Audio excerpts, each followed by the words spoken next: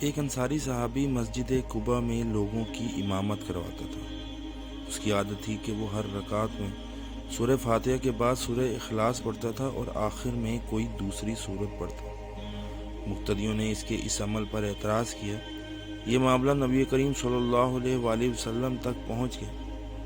آپ علیہ السلام نے اس سے پوچھا کہ وہ ایسا کیوں کرتا ہے؟ اس نے کہا، مجھے اس سورت سے محبت ہے۔ آپ علیہ السلام نے فرمایا، تیری اس سورت سے محبت تجھے جنت میں داخل کرے گی۔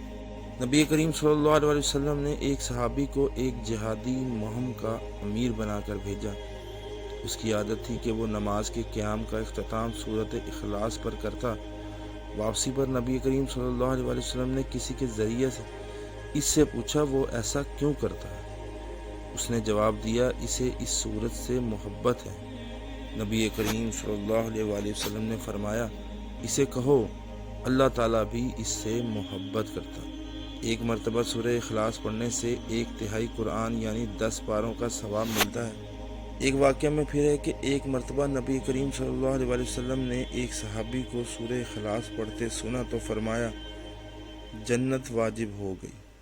10 مرتبہ سورہ اخلاص پڑھنے والے کے لیے جنت میں ایک محل تعمیر کر دیا جاتا ہے۔